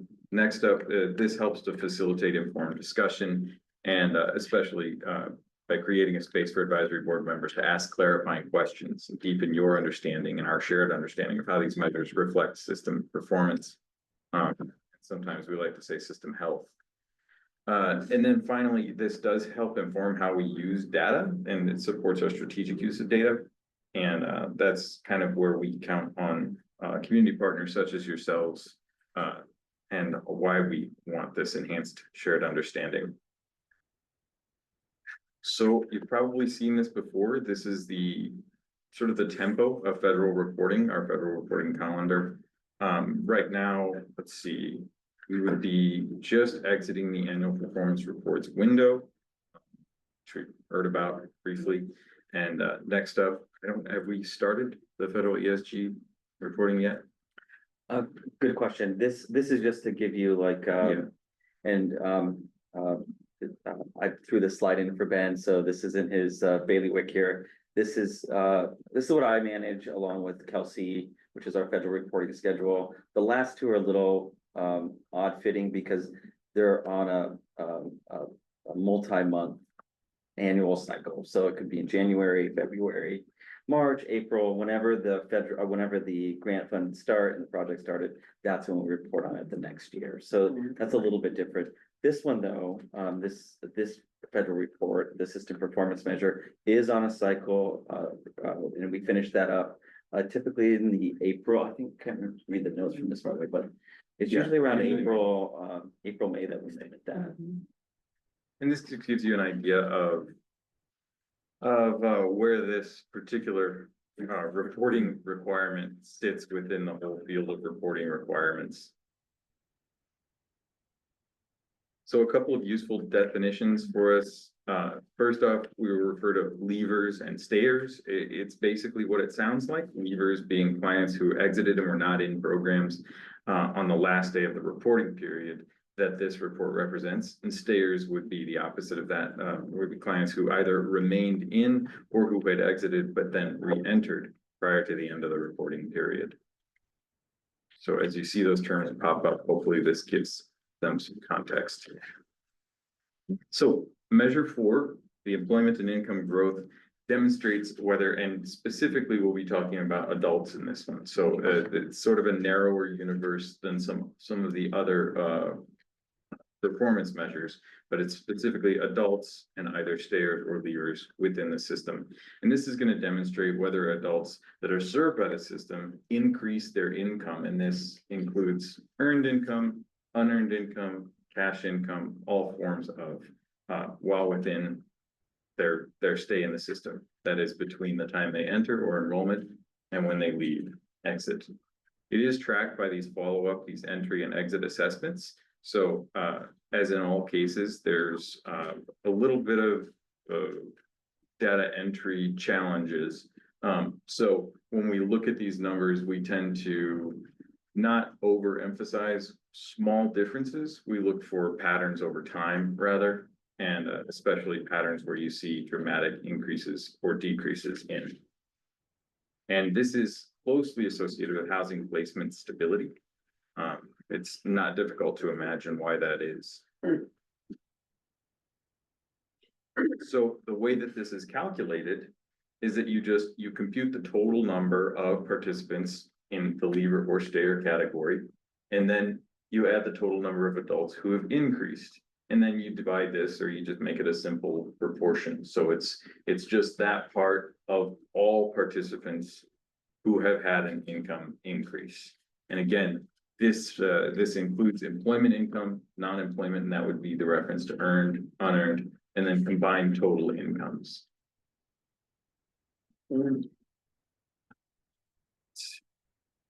This is a bit of a restatement of the last one, but it also helps to define who it is we're talking about. And what we really are talking about here are folks that are in the system enrolled in specific types of programs. That SH, that's safe haven, the TH is transitional housing, and PH is permanent housing, which would include rapid rehousing and permanent supportive housing.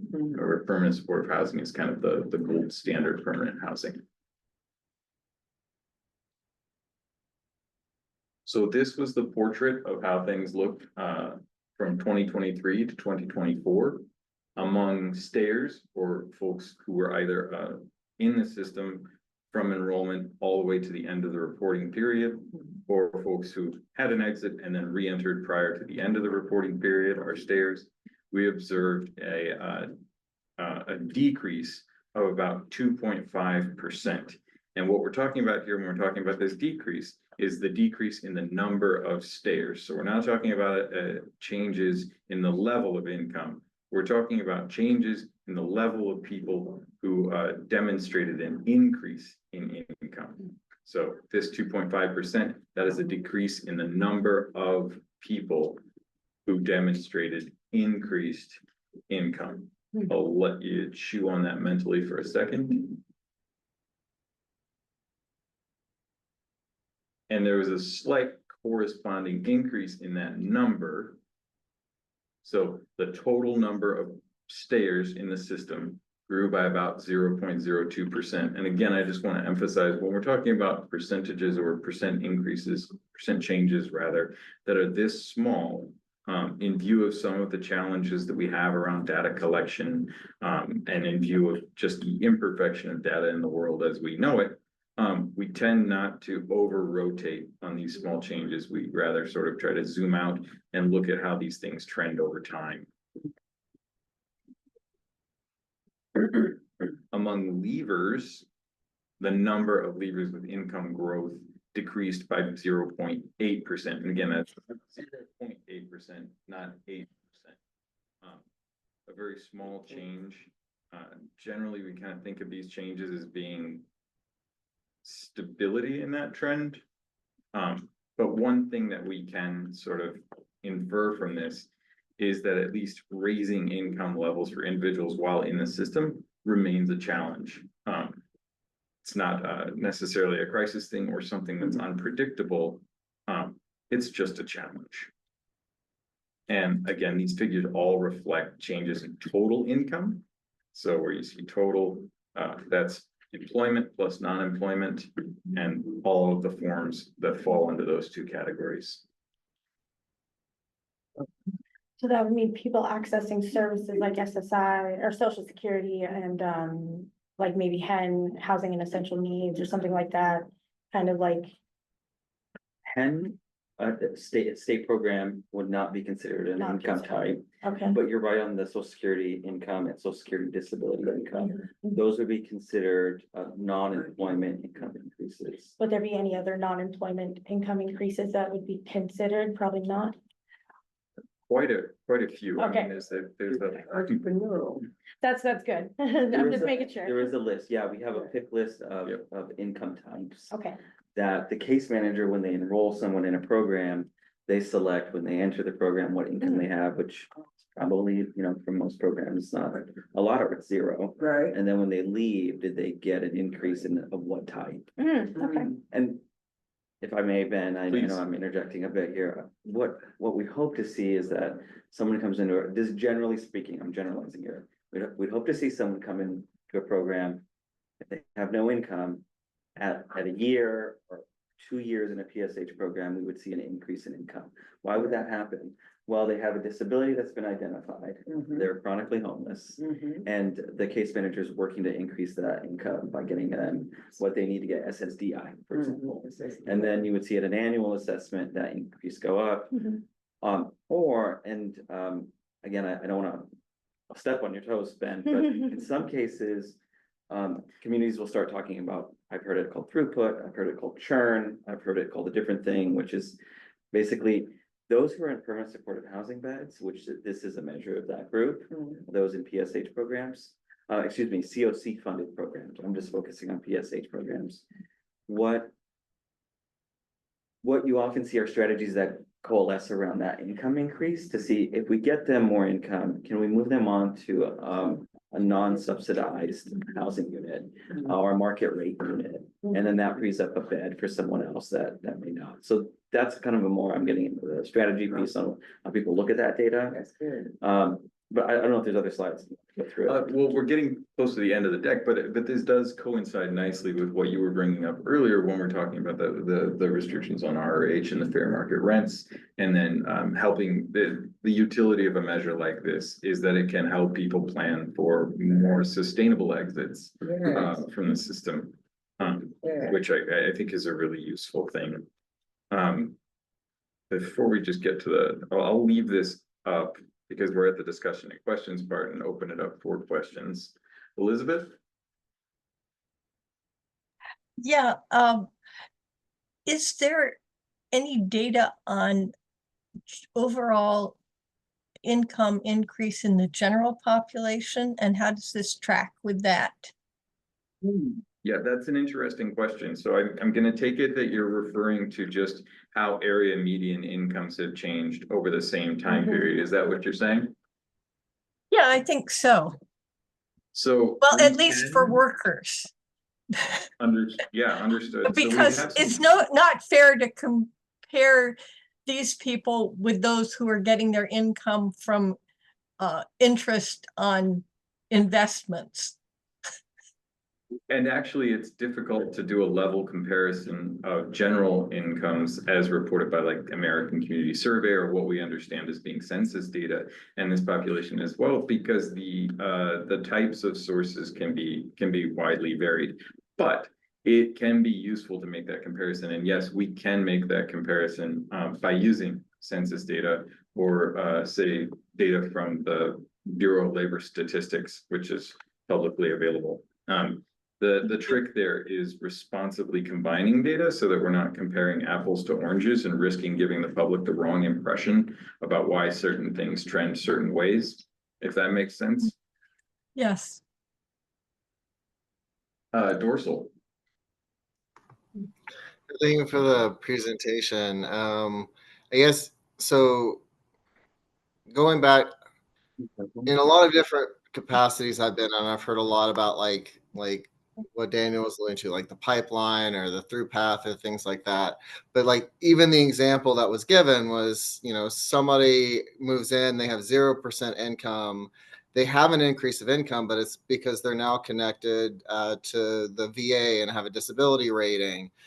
But the real likelihood is that increase of income, while it's valid and it does increase stability in that specific situation, a disability payment would never lead to like that throughput idea that's so popular in the media.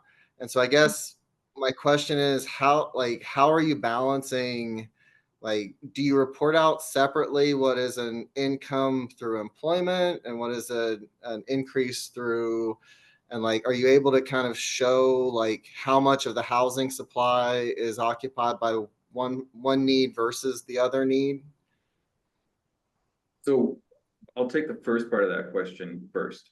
And the answer is it's yes. While here we show one of the available calculations, which is the total, the combined of employment and non-employment and all the subcategories that those imply. This measure does go into detail for all types of employment and non-employment income on their own. So it sort of disaggregates or splits it up in that way. If that answers part one, we can do part two. I just want to flag that we do have 8 minutes left for the meeting today, so could we possibly follow up with the rest of that question? And Tamara, did you have a question that we can follow up with, or? Yeah, I can follow up. Yeah. Okay. And then I was gonna say, I don't really, want to be contrarian here, but I was gonna say in 8 minutes, I want to give an overview of the housing inventory count. I don't think that you would be satisfied with an 8-minute presentation on it and the discussion that I'm pretty sure you all want to have about the changes. yeah, so I just wanted to flag the housing inventory count update, I guess is what it would be, or?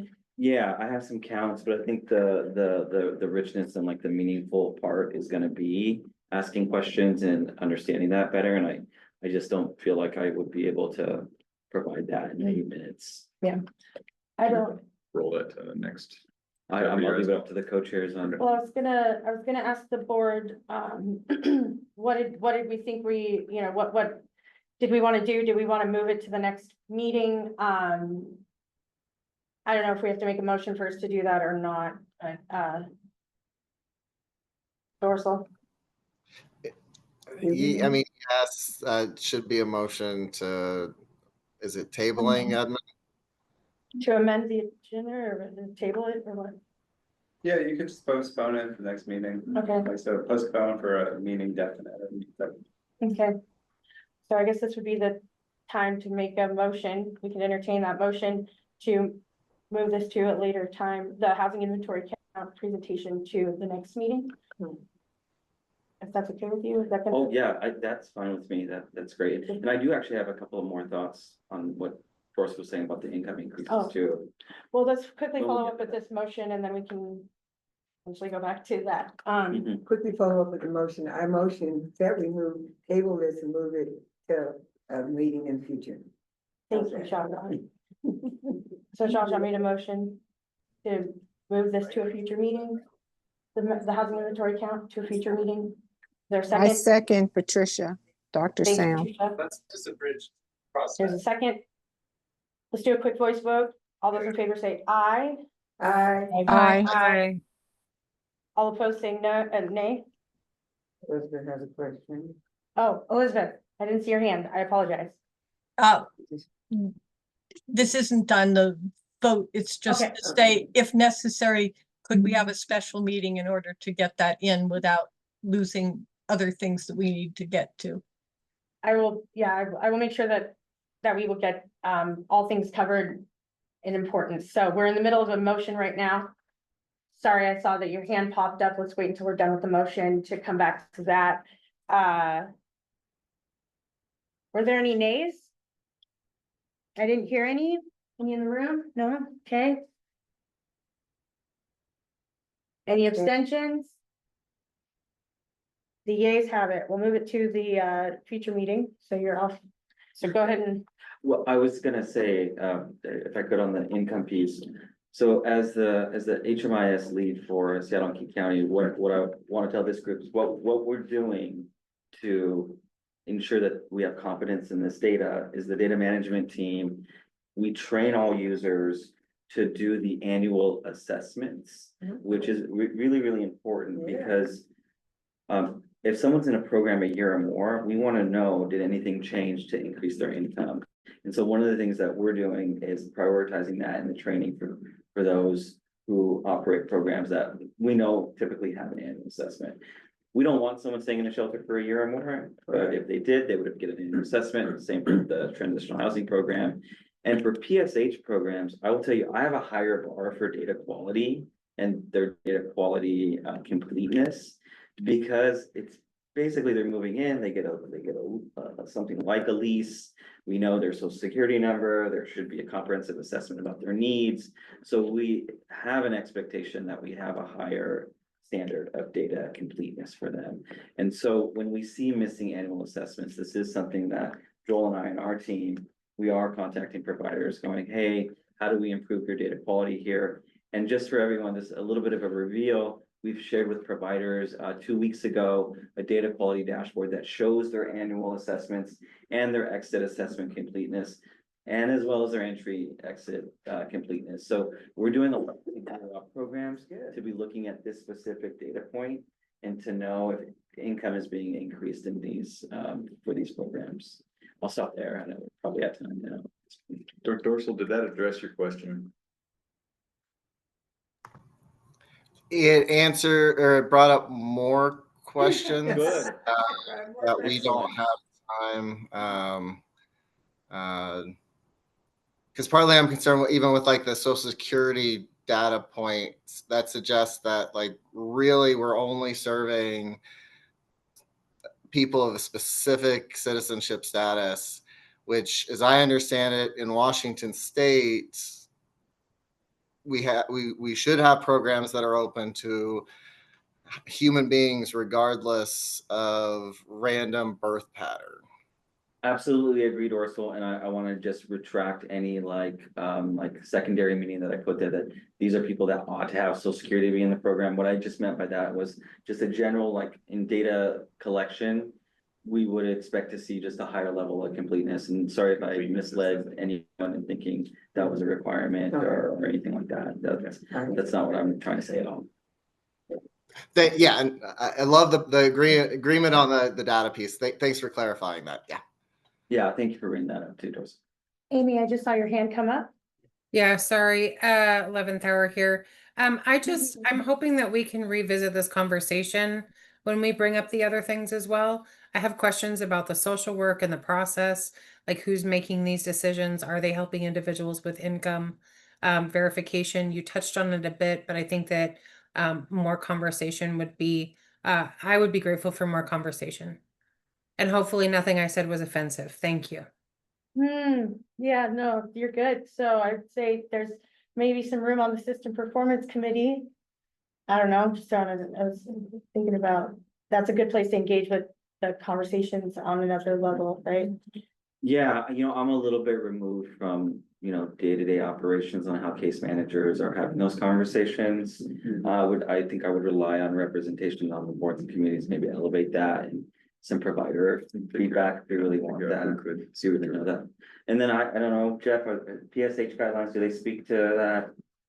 The rehousing guidelines would talk about needing to capture that, that's like capturing the information. I will also note, sorry, to introduce myself, Jeff Sims, Senior Expert Policy at KCRJ. The other thing I'd note is we have been getting ready for the NOFO, because we do get scored on this. I expect we're gonna get 0 out of 4 points if the scoring were to be the same as last year, based off of the numbers you just showed us. That's my just absolute throw guess, because we did not show improvement in either of those domains. One of the things though, that before the NOFO is released, we have told our providers very explicitly, please make sure you're getting your data updated. Capturing things like increasing in earnings is very important because it actually directly affects our score. And the primary area that our continuum loses points right now is in our numeric data, our quantitative data, not in our narratives. So we are able to talk about our collaborations, our agreements, our intersections with other systems. It's things like this that end up drawing us back. Great. And on that, is there any further questions? Did that answer your question, Amy? If you have more, do you know who to contact? Okay. I was gonna say, I think that brought up some questions for me too, but that's okay. We'll leave it. 401. So I think we're gonna go ahead and I just want to lead you to the comments. That's all. Thanks. Yeah, thanks. There are chat comments that we will follow up on in regards to the possibility of a special meeting, around this topic. I think we'll want to do a little bit of coordination to make sure that it's like an effective and meaningful space to bring back. If you're free Monday afternoon, we'll have the co-chairs planning meeting at 3:00. Good plug. I make a motion to adjourn. This is Zsa Zsa. I second that motion. I'm just kidding. I second that. I second that motion. Amy. Oh, good. Thank you. Thank you. I was like, anybody gonna second it?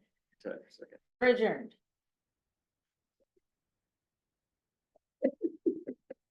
So Ben. All right, thank you all. All right.